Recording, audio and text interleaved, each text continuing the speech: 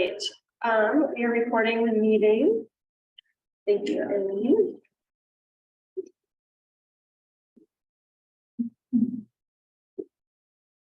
Just a reminder, if you're making announcements, to please come up to the front so that those that are online can't see you. All right, Alyssa, do you want to do the visitors and guests?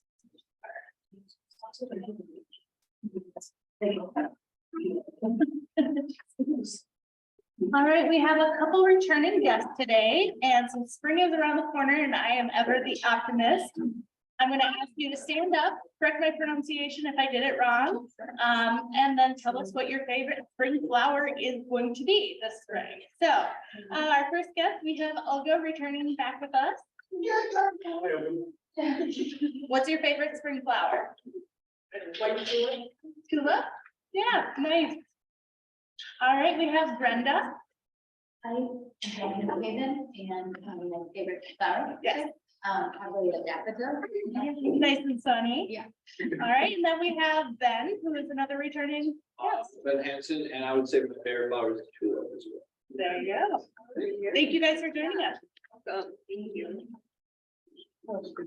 All right, and then Eileen, do you want to let us know who is joining us virtually? Yeah, so we've got Bill, Jeremy, Cullen, Kristen, and Megan. Welcome, everybody online. Let us know if you can't hear well or anything like that.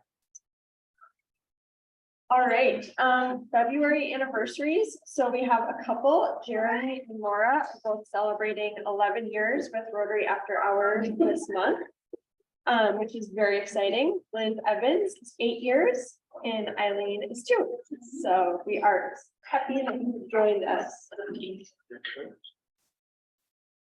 All right, so birthdays, we have a couple of birthdays this month.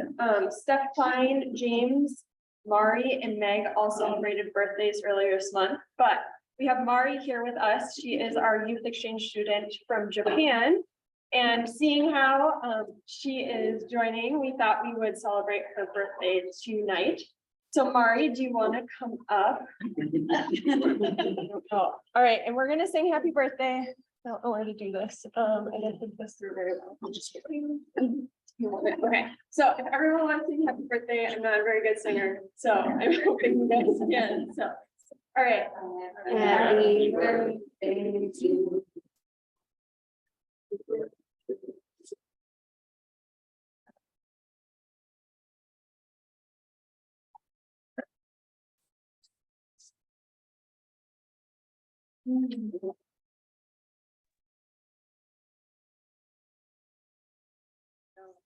Right, we also have a card for you, and then for those of you who braved the weather last week, we were able to take Mari skiing for her birthday, so that's been something that she's been really enjoying, so hope you had a blast. And how was it? So good. Yeah. Nice snow and. We'll see, the weather worked out just for you, not for very many other people, but for you at least. We planned that. Yeah. Very good. Did you do anything fun to celebrate your birthday? With your host family? Yes. What'd you do?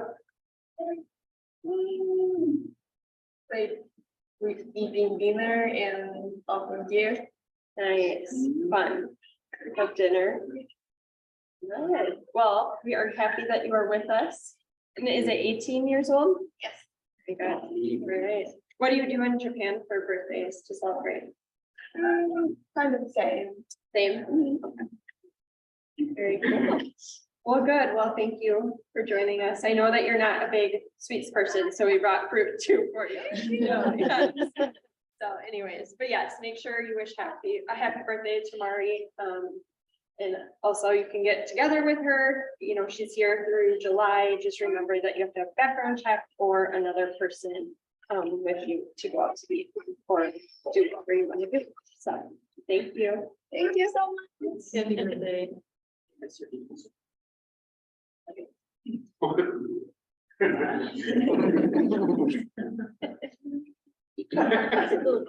Okay, a little bit. While you're up here, Lisa, do you want to talk about youth exchange for next year? So we are registered and going to learn our next student in the next few weeks. So we are looking for host families. We have, I'm not gonna say that. We are looking for host families, as we always do. So starting in August, we will need 3 over, well, 2 or 3 over the course of next year. So if you are interested in hosting, please talk to me or Ashley or Laura. But it doesn't have to be a Rotarian. So if you know someone else who would be interested in hosting a high school student, please talk to them. Tell them about the program, tell how fun it is to have a student stay with you for 3 or 4 months. And if you have questions or want to provide my contact information, Ashley or Laura would be happy to talk to anybody who would be potentially interested.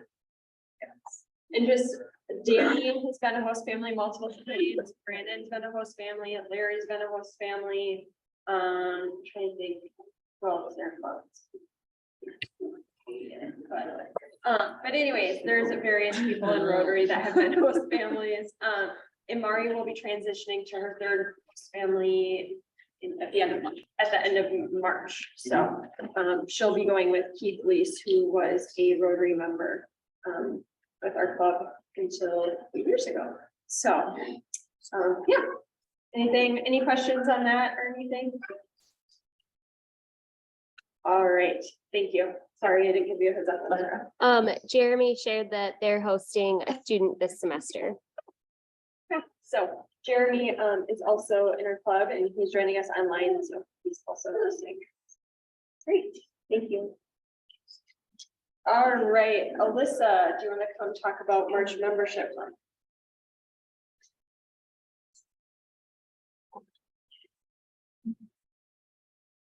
All right, so this is the last meeting we have before we're starting our March membership month.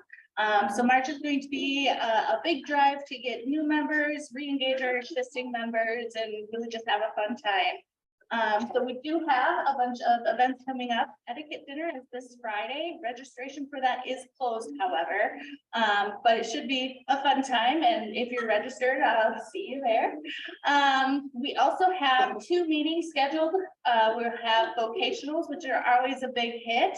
I still have tickets confirmed. Bill, Spencer, and maybe Dustin. Okay, so I'll have some members stand up, give us a little bit of their Rotary why, as well as a little bit more about themselves and get to know them. So that's always a big hit. And then we have Rick Height, who is part of the servant leadership program with the Turbo, correct? He will be here for a meeting as well, and should be a very good, very interesting meeting, talking about how engaging in the community is good, not only for the people who are volunteering, but the people who are benefiting from that as well, just creating strong communities.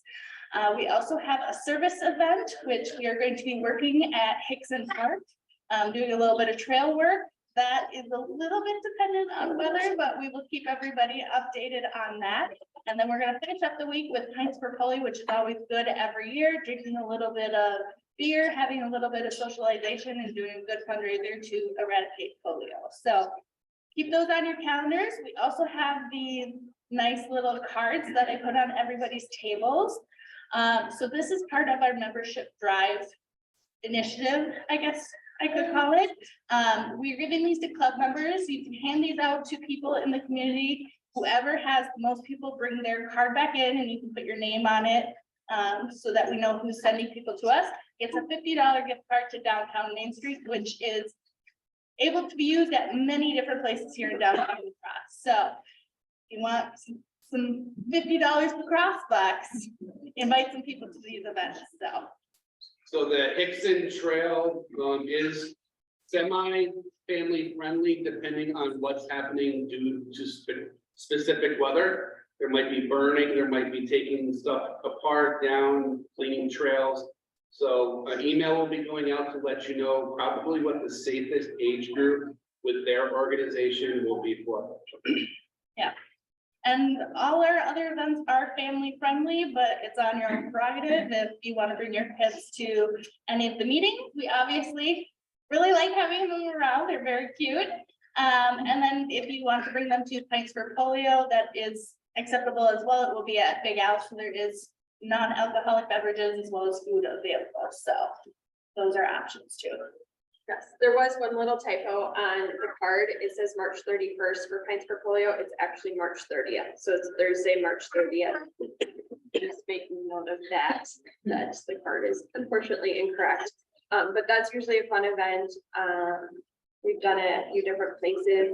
I think registration's up, it's $30. You get 4 tasting pizza, and then I believe a pint of your choice as well, and then proceeds from that go to our Polio fundraiser. Yes. So, and then all these events are up on our website and they are on our public Facebook page, so they can be shared those ways as well. Just like I said, if you're sending somebody to us, remember to have them tell us their name because we're keeping track and giving out prizes. And I will add too, if people are like, I'm not gonna join Rotary, I'd like to go to that, I'd say still invite them, like, they might not want to join Rotary, and that's okay. They might decide later that they want to, or they might know a friend or coworker or something that would be interested. So just because they don't want to join Rotary, they can still come to our events. We're not gonna make them join. So just want to put that out there. Any questions on the March membership activities? Okay. Just a heads up that there is a STAR meeting on Thursday, March 9th at 7 a.m. at the Capella Performing Arts. This is geared more towards new members, just to learn more about Rotary. It's free, but you do have to RSVP. So I will try and remember to send out an email, but it is on our website as well. And then this, as far as I know, is a new opportunity. So we are part of District 6250, which is, I think, part of Wisconsin and. Up there, over to Madison. Thank you. To Caledonia. Thank you. So glad you're here, Laura.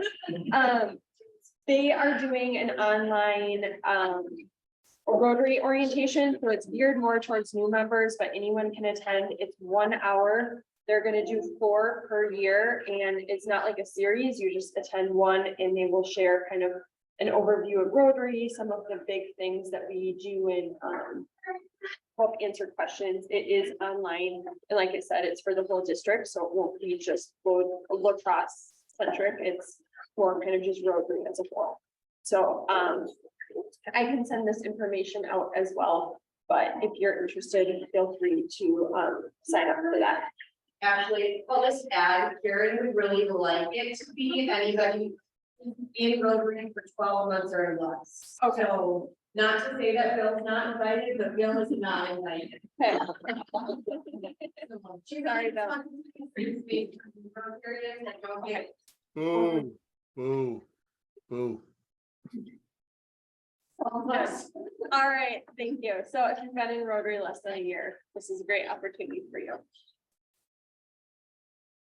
All right, just some upcoming events. There is a grant management seminar tomorrow. I think we have at least 1 or 2 people signed up for that.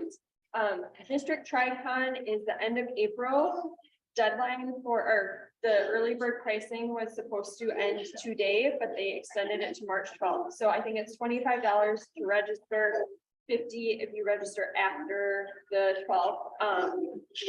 We kind of explained this last time, but you can just register. There's add-ons for meals, which can get pricey, but you don't have to sign up to attend the meals. You can just attend the conference and not eat at the event. It is here in La Crosse, which is awesome, and it moves throughout every year. So it's great that it's here locally. Do you have something to add? Yeah, it's for polio. You know, about it. You can talk about it. So.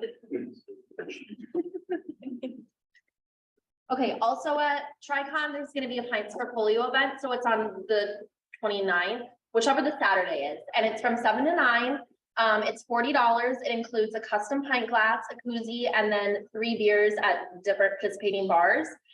So far, we know Dublin Square, and then some other places. So it's gonna be a lot of fun. Rotarians from all 3 districts that are coming, so buy your tickets. You can register for that on the same thing that you register for Tri-Con on, but you don't actually have to register for Tri-Con. You can just do the Pints for Polio. And we need volunteers, so watch for Neil for me on that. Thank you. RILA is a weekend youth leadership awards. It's like a camp in the Wisconsin Dells. We've had a few people volunteer at that and awards, been to it a few times. Brandon, have you been? Lisa?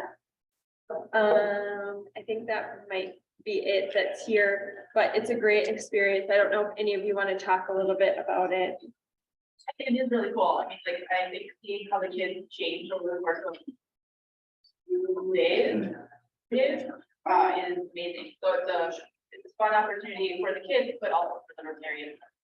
And there's a lot of work that Rotarians.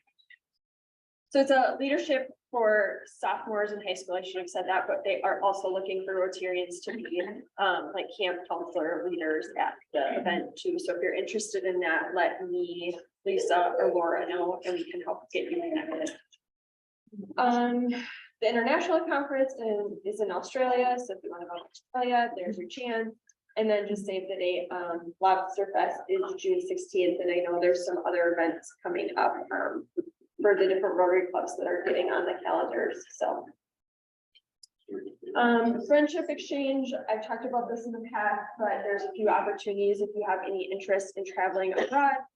You stay with a host family for the most part, so the costs are pretty low outside of travel. They also are looking for some hosts here in La Crosse for some friendship exchange Rotarians coming this summer. For sure, there's some from Bowling July 7th through 9th, so it would just be a couple days, you'd host them, show them around the community, that type of thing. Did you have anything?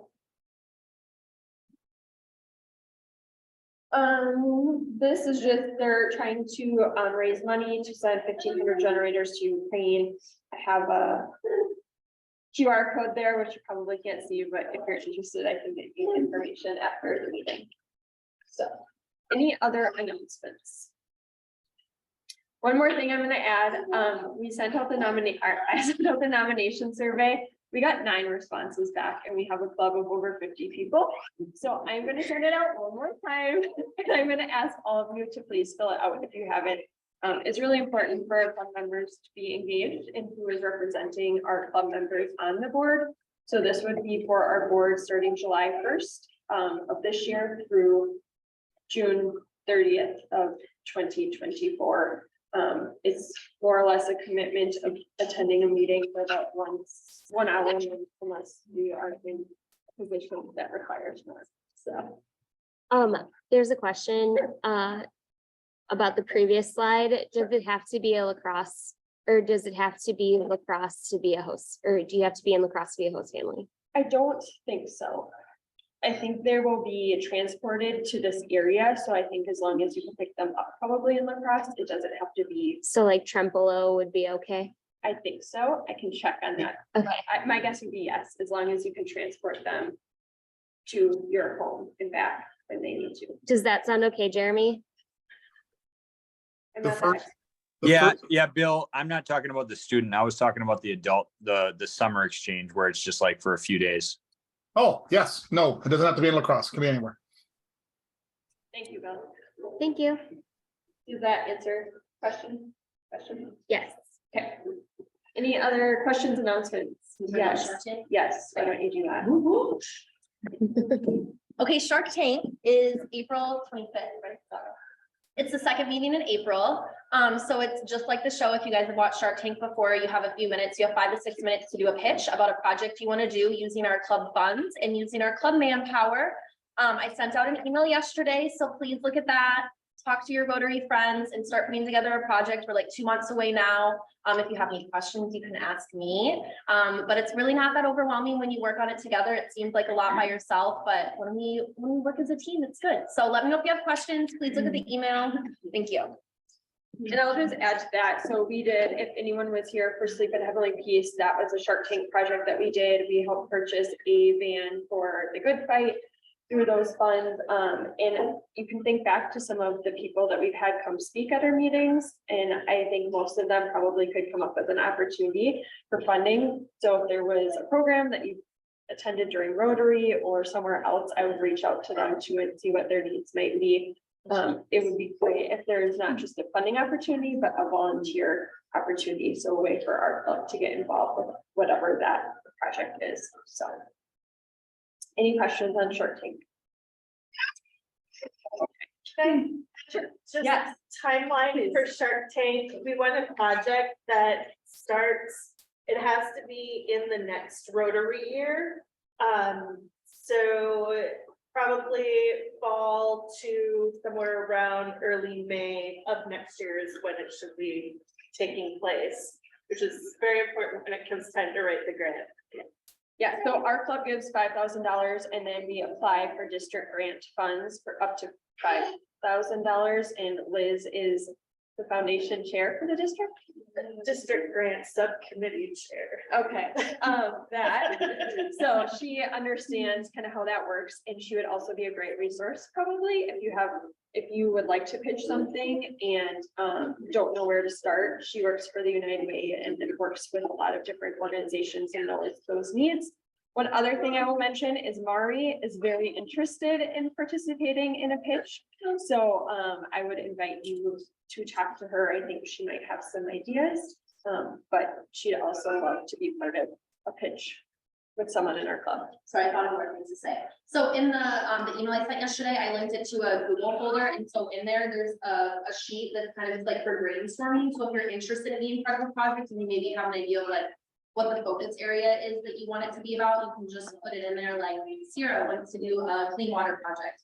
And then that way other Rotarians can look in there and see like, oh, Amy's also interested in doing a project. Maybe we can work together. So you can try to find who some of those people are that you want to work with. I'm just using I will check the email to make sure the Google Doc is. Alright. Sounds good. Anything else to add to that? That is one of our big things that we try and get our club members engaged. So I would really encourage people that are part of our club to try and find a project or work with a group. So we have a couple of pitches so that we can choose from them. Our club votes on their favorite one, and that's the one that we ended up doing. So I suggest it. I pitched twice. So there you go. Third time's a charm. no, I won one. I'm done. True, you're right. You did. Sorry. All right, any other announcements? Okay, well, I am going to turn it over to Lisa Morgan, who is here to speak about canine companions with her trusty sidekick, Luna.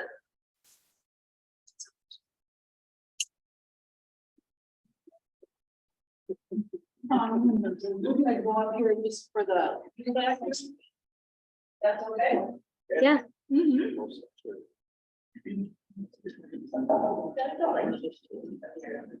Yeah, they do. They definitely just. Gonna make some rounds. So if you have a hankering. This is great. She carried that around the hospital a lot. So my name is Lisa Morgan. I'm an occupational therapist at Mayo here in La Crosse, and I actually supervise the rehab services department on our La Crosse campus. But I'm here tonight to talk to you about the organization that Luna came from. Luna is a facility dog, so she's not a therapy dog. She's a fully trained service dog that works within our organization. So I'm going to talk about the organization that she came from, which is my favorite nonprofit and has been for like 34 years. The organization is Canine Companions, and I first became involved with it back in 1989 in Phoenix. When some people came from Santa Rosa to kind of do an integration and talk about this. So Canine Companions is the original organization in the nation to train service dogs for people with disabilities. Back in the early 70s, a woman was teaching in Asia, and she saw donkeys pulling people in wheelchairs through the city streets. And she thought, you know, I wonder if you can task train a dog to have it help people who have physical limitations. So she took that idea back to her home in Santa Rosa, California, and out of a home office and a garage with 4 dogs, she graduated the first service dog in the United States in 1975. So she started in her garage with 4 dogs, and this organization has currently grown to 6 training centers in the nation and has graduated over 7,000 dogs. And the thing that is really the catch to me is that they provide them free of charge. So these dogs are trained in over 40 commands. Luna can literally retrieve a credit card off a tile. I say that a lot of times at work, and invariably somebody will pull out a wall and toss a credit card. In. It's been a great side hustle for me. But so it is, they developed the concept of service dogs to help people with physical disabilities. So these dogs can do things like retrieve any item off the floor, almost, open doors, open drawers, cupboards, get things out of the refrigerator. They can pull wheelchairs under certain conditions, turn lights on and off. They can help people undress. There's just a multitude of things that they can do that can give somebody who's got a physical disability true independence, where they really can rely on the dog instead of another person, which can be really huge. They place the dogs with children, adults, and also veterans who have disabilities. And for the newer training for the dogs who are going to veterans, those dogs can do, in addition to all the other stuff, they can do things like nightmare interruption. They will go into a room ahead of time and turn lights on to decrease anxiety. In a social situation, they will create an extra bubble of space around the person to also help decrease anxiety. So they have, Sorry, I work in the mental health world, and Yeah. like this is something we've always looked into. Do they do just mental health, like for someone with like mental health, a lot of the stuff like veterans, like what you were just saying? But they don't need physical. it's mostly the physical types of services that they provide for the veterans who have maybe some PTSD or some things where they might need those specific tasks. But if it's truly just solely mental health, unless it's really impeding their physical ability, I'm not sure it would be a good fit. They could always call and talk to somebody. Yeah. So the way that the organization has grown is they rely on gifts, grants, donations, foundations, and a whole ton of dedicated volunteers across the United States. They have a canine geneticist. Over the years, they have developed their own breeding program. So through their own research, have done the work to discover what are the qualities that make the best service dog. How do we breed dogs so that they're decreasing their, their natural desire to respond to stimulus in the environment? So they breed down their natural reactivity and prey drive. Every dog from Canine Companions is going to be pretty chill like this. And really, not all of them graduate. So they have a canine geneticist in their breeding program, and they breed for these qualities. And about 60% of their own dogs will make it all the way through to graduate. That's her signature pose. Sometimes she does heart paws, which is super cute too. But about 60% of their own dogs make it through to graduation. So what that means is that the bar is very high about how these dogs behave in public. The dogs all start in Santa Rosa. All the breeding takes place in Santa Rosa. And for the first year and a half of the dog's life, they're raised by volunteers. That's how I became involved. I raised 6 dogs as a volunteer for them earlier in my career. Used them in my work as a therapist throughout Arizona and here in La Crosse. After that year and a half, those dogs get turned into their nearest regional training center. So at 8 weeks, they get sent out to their volunteer puppy raiser, which could be anywhere in the nation. And then after a year and a half, they learn the first 30 commands, and that volunteer socializes them to about as many things as they can in public, so that nothing would surprise them as a working dog. When they're a year and a half, they get turned in for their professional training, and that's about 6 months. And that's where they learn the true nitty-gritty of being a working animal. And by the time they graduate, they've got probably 40 to 50 commands and can do all the stuff that I was kind of describing earlier. So when the dogs, when they're matched with their person, Canine Companions, this is another thing that I really love, is they will have a 2-week training class for the dogs. If they have 12 dogs ready to graduate, they'll invite their next 10 people on their list to come to training class. Some of the centers, like there's a brand new center in Albany, which services our area here in Wisconsin, is where she was trained. But they have a brand new training center on 16 acres, and they have their own dorm. So now if somebody were to go to training class there, they don't have to pay to go to the class. They will just be in the dorm living. And they pay very, very close attention to, through a lengthy application process, what are the needs that this person has? Physically, what do they need? What kind of skills do they need to make them more independent? And then when they show up at class, they know the dog super, super well. So they don't just hand you a leash and say, here's your dog.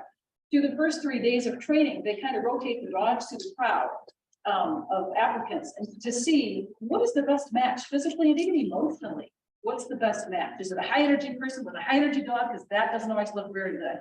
And if it's a really low energy person with a low energy dog, that doesn't always work out really well either. So they pay attention to all this stuff, and the matchmaking is really pretty magic.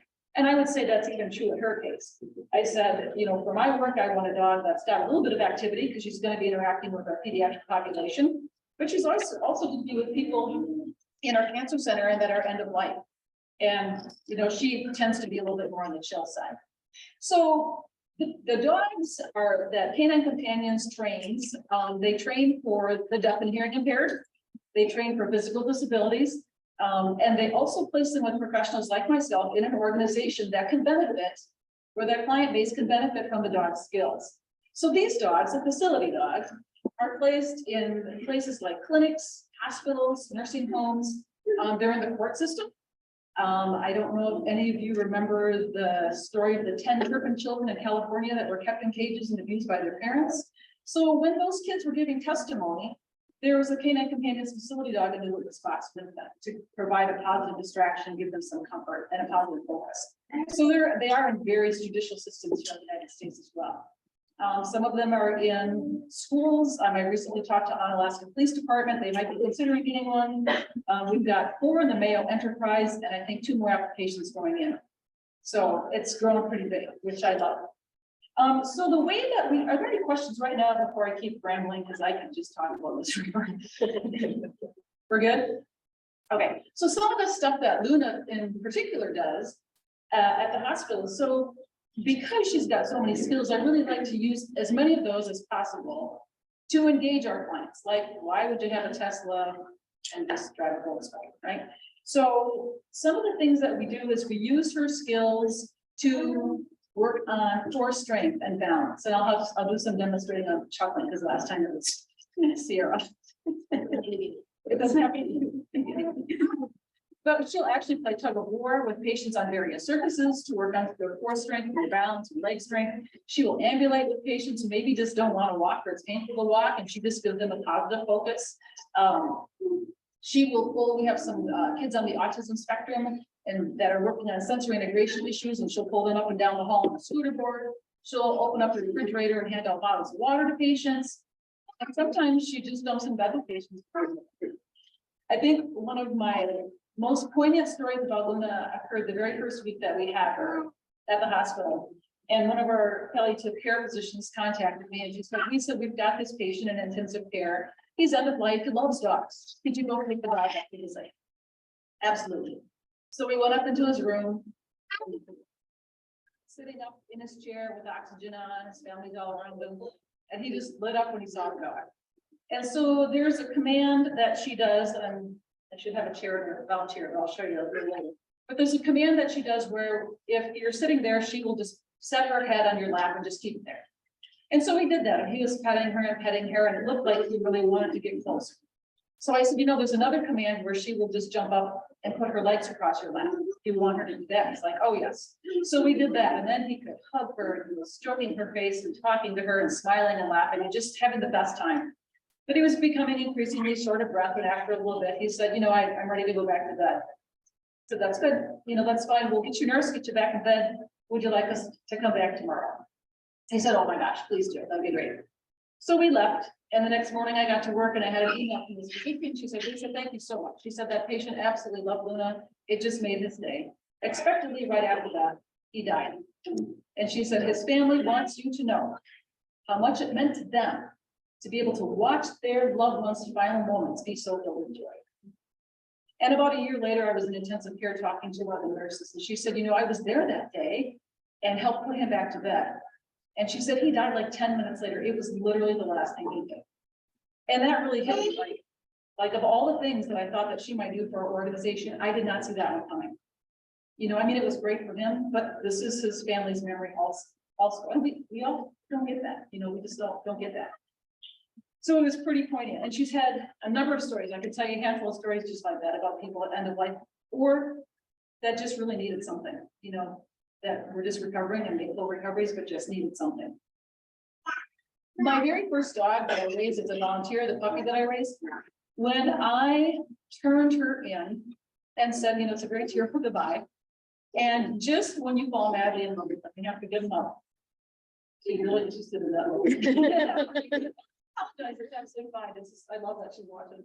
But when that, at the graduation ceremony, they have the person who raised the puppy go up and hand the leash over to the person who's getting the dog. So it's a very emotional thing, because you get to spend a couple hours with your dog that you raised and haven't seen forever, and then you turn them over.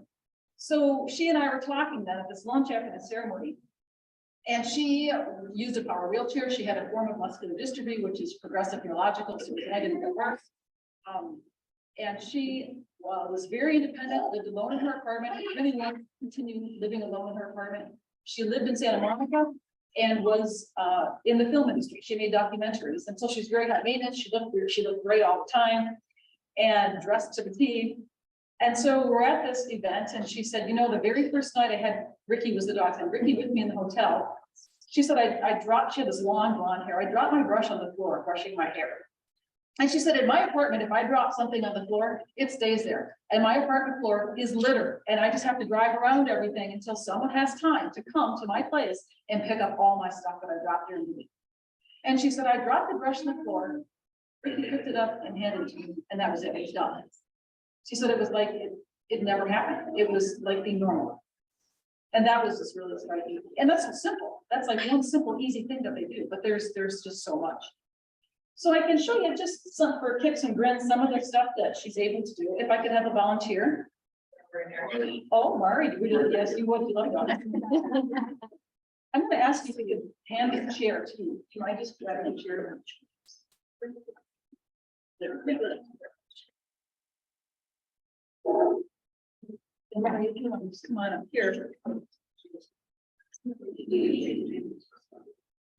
Luna, stand. Luna, Luna, leash. Good girl. Good job. Give Marty a minute. So I'm just gonna have you put your hand up for a second. No. You can. No, visit. If you could pick your hands up off of that. There you go. Little stand. Visit. And you can. So this is what we're talking about. It's a visit. And then is it a little back.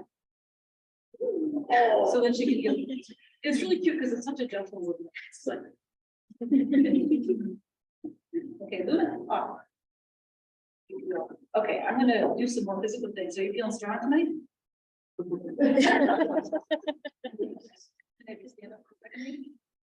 Okay, so I'll show you some of the stuff that we do in therapy with her. I'm gonna sit. And the things that I show you can be graded to whatever our patients need to work on. It could be it can be super easy, or we can make it as challenging as we need to, depending on where the patient's at. This is a little bit more challenging, and we'll see how Mari does. She might need some of this time. So Mari, this is a wall, and it moves a bit. Are you able to stand on that? There you go. So I'm gonna have you move this in this. Good. I'm gonna stand on it. To the back. Back here. Okay, so this is just one thing that we do. I'm gonna tell you. That's it. That's it. There. Tell her. That's a good girl.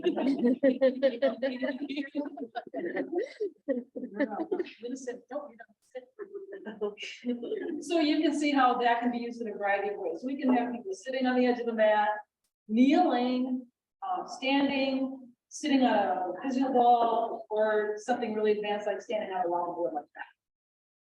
I have a young woman who's preparing for a second heart transplant. This is one of the activities that we do with her to work on her core strength. Another thing that we do with her, stand.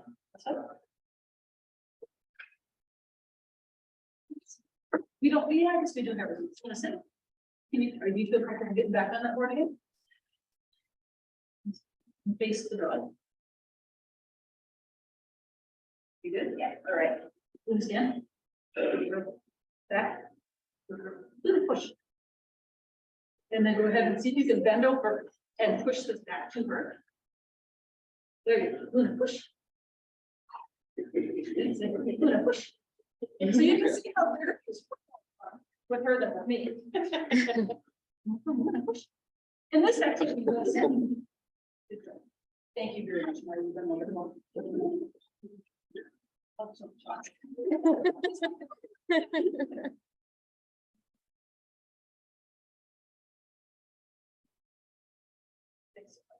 You're very welcome. Yeah. And those are just a handful of things. Obviously, she can do the just regular old fetch. We've had a very young boy who has a lot going on. So everything is good. Standing is good for him. Using his left arm is good for him. Using his voice to give commands is good for him. So we have him stand, try to keep his balance, like throws a ball down the hall and she goes crazy, grabs it and brings it back. He has to be able to bend over and tell her to give it. So there's like so much therapeutic value in all that. I just said you that. This is real. Yeah. This is my butt, this is cute. But there's just a ton of different things that we can do to make her easier. And honestly, just the visit value is really huge in our organization. And it's not just the patients that benefit. There are so many times that even staff groups will say, you know what? We're having a lot of stress right now. We've had even hospice, we have had a few people pass away. Another department might be running a new software system that's making everybody want to pull their hair out. Like there's all kinds of stuff that they're just like, can we just have the dog here, please? And then that's, just as beneficial. Sometimes we'll get both. We have 2 dogs in our organization, and sometimes we'll give them their baskets filled with candy, and they'll come trotting off the elevator, and the staff's like, because it's just nice to have something. So, yeah. The facility has an animal, the animal or does the dog live at the facility or does it go home? They're with a handler, so I'm her handler. We're a working team, like a police officer with a canine officer. Yeah, so we're a working team, and then I'm responsible for her health and well-being and all that. So like at a nursing home, they wouldn't have one that lives there? No. People have asked me about that, and honestly, dogs off leash are just never a good idea under the circumstances in those organizations, because you don't know who's afraid, you don't know who has allergies. These dogs, they know their history from birth, but if you don't know the complete history, something might trigger them and it could be a bad experience. So no, the answer is no. Yeah. You ever, you talking about the training earlier, when they're a year and a half or whatever, one person, and they get attached at times and aren't able to make that transition? They are, and that's a really great question, because the dogs become very bond with that individual or that family at the time of being raised. And then when they get turned in, some of them have kind of kennel stress and they just sort of fall apart. And then they're like, you know what? The dog's telling us that it doesn't want to be a service dog, and that's okay. And then they release it and they move it to its next, whatever its next career change is. The very last dog that I raised here in the cross, she actually sniffed excessively. And when I turned her in, I said, if you're going to release her, because she had other issues too, if you're going to release her, you might see if she could be a detection canine, because she's only happy when she's smelling stuff. Well, they did release her, and she's now an explosive detection canine in New York. Wow. So, and they do call them career changes. The one before her that I turned in was also released, but he was like he was like a kid that goes off to college and completely parties and just loses their mind. Like that was lost his mind. And it's not that he was depressed or unhappy, he was just having way too much fun and like, sorry. So he is a very, very good therapy team. They have lost their family dog and he's doing great. Kind of have 2 questions for you. Can a handler have a dog who's a service dog and train the dog as well? Like if I have her and I raise a puppy? Yeah. They would probably be okay with that. I think from people perspective, they would want to know that both were getting equal time, because as a working animal, she needs to be working at least 20 hours a week, and she's at Mayo 40 hours a week. And just try to take another dog with me, that would be a lot on me. So I guess if I was married or had a partner that could do that part with the puppy, yeah, that would be fine. Could you do it if you have a personal pet as well? Yeah, they are. I'm going to put in a shameless plug for puppy race. They're actually having a puppy race with crisis right now, and they really are looking for puppies. We have our first one in this area that's been here for a long time, and she's actually an employee at Mayo that is she's a hospice tech. So, but they are looking for that. Yeah. I have a question from someone online. Does the dog need to be a puppy to go through the program, or can they be a little older? And then also, do handlers need to go through a training program as well?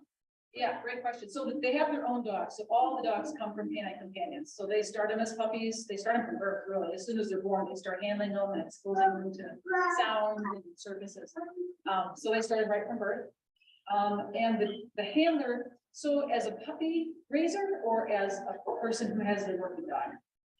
Or both? Both. Okay, both. So as a puppy raiser, no, you really don't have to have any experience. You do need to make some commitments, like one is to give the dog back. But other things that you need to commit to, they have rules. They can't eat people food, they can't eat off the floor, they can't jump on your furniture unless invited. So she will never jump on my furniture unless I explicitly give her command to jump on my furniture. And they're just trained to do that. I'm trying to remember the question. Okay, so the handlers, the puppy raisers do not need special training. They need to commit to training classes. Canine Companions now does virtual classes. So for this area where there's not a lot of us, virtual is an option. But then you would have to physically go to like the PetSmarter or Humane Societies, where in large metropolitan cities like the Minneapolis, St. Paul has a great large group. And if you don't mind making the trip up there, it's great to get together with all the other Canine Companions puppies. We're all learning the same stuff and have the same expectations.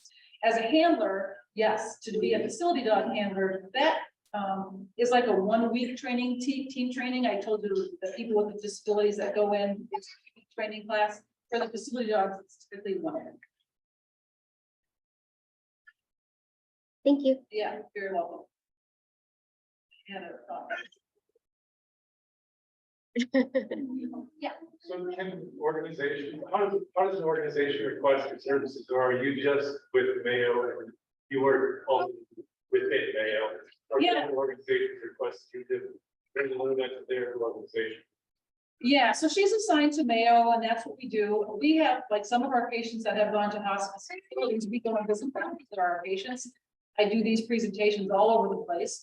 But for her services, I mean, if you had an organization in mind, I think my question would be, could you benefit? You know what I mean? Could your organization benefit, and could we have that conversation? Does that make sense? Yeah. Yeah. Yeah, well, I just saw like some of the stressful situations, like you're mentioning with like software rollout and things like that. There's a lot of organizations that go through that. Yeah. But it wouldn't probably be at the level of like a hospice team. It's not gonna be, so what kind of applications do you go out to? Yeah, I think then what Canine Companions, they have a really lengthy application process, because this is basically a $50,000 asset that you're getting for free. And so they're very, very careful about how they do their screening for applicants. So if they say, man, you know, your intention's really good, but that's not really how we envision our dogs serving people, that would be the issue then. Yes. Like actually UWL is going to be getting one soon, the OT program, because they have a community, I don't remember, it's not necessarily outreach, but they have outpatients in the community come to their therapy department where they can get therapy from their students overseen by their professors who are therapists. And so they are getting one to use in that program, which I think is pretty cool. The STAR program was kind of interesting. Yeah, so I'm not sure the organization you're thinking of, but I think that would be the questions you would ask. The police department, that's an easy one because you've got victims and you've got the school officers. Do you know what lacrosse PD, what their dog is through? No, but that's what inspired me to talk to, because that's a therapy dog. And so I'm like, again, why would you not get a tested?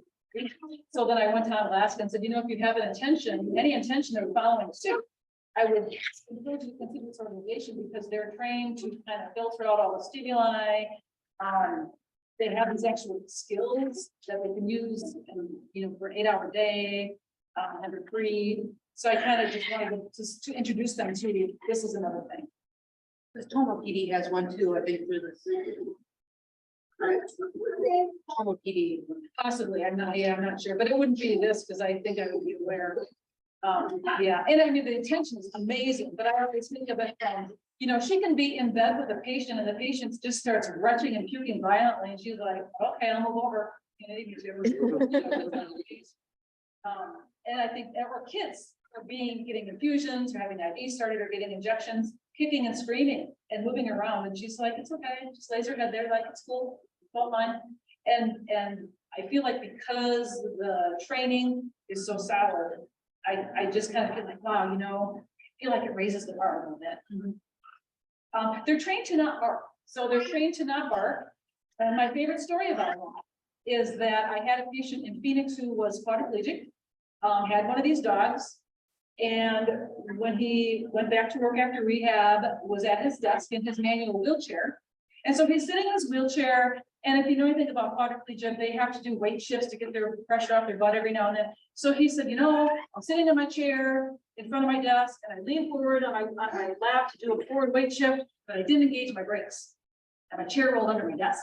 So here I am laying on top of my legs, under my desk, trapped. He's got no back support at all. He has no triceps, so he can't back himself out.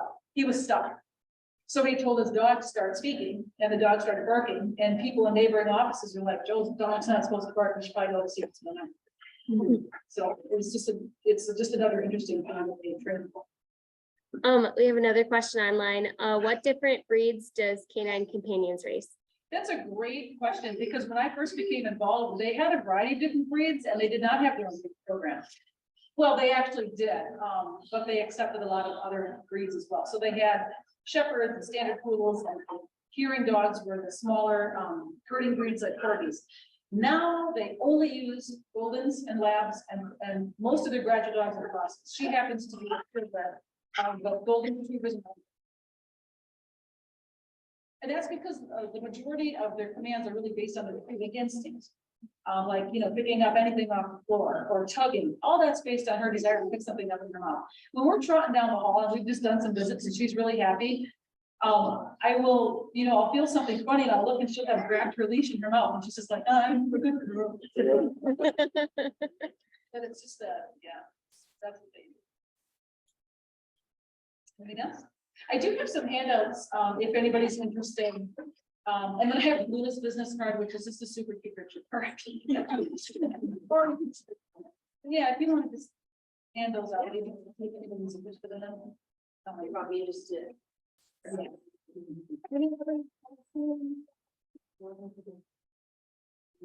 We're good. You're welcome to come up and interact with her if you want in a bit. Thank you so very much for your time and attention. Again, it's just for me, I'm on the board and I'm also part of an outreach committee for this organization.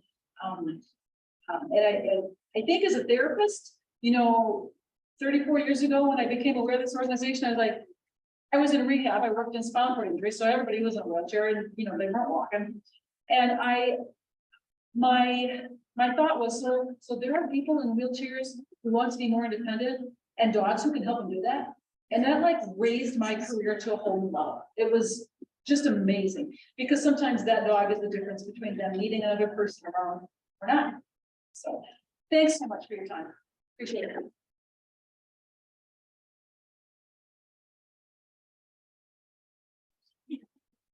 Well, thank you, Lisa and Luna, for joining us. I can personally attest that while everyone loves Lisa, I think Luna and her partner, Luca, are probably the most favorite employees at Mayo. You can just tell when they're around, everyone kind of gravitates for them, staff, patients. So I think it's never would have thought of that, but it really does make a difference in the lives of the patients that we serve, but you know, in all different capacities too, when they're out in the community too. So thank you for coming. We appreciate it. Great. Like I said, just a reminder that election nominations, I will send out an email probably early tomorrow morning, but if you can please take that as soon as possible so we can get that moving. We will meet with the people that are nominated, and then we will have a election committee put together a slate, which then our membership will approve. Next meeting, as we mentioned, our vocationals is part of the March membership month. It will be March 14th here at the main at 6 p.m. And if no one has anything else, you guys can all stand. Might get done on time tonight. All right, of all the things we think, say, or do, is this Defend all concerned. Will build goodwill and better friendships. Will be beneficial to all concerned. Will be all right, just a reminder that there's a couple committee meetings. Foundation Alpaca Pancakes is meeting and membership after this. What do you mean now? Think that's it. Thanks, everybody. The tea. Luna, I haven't seen you.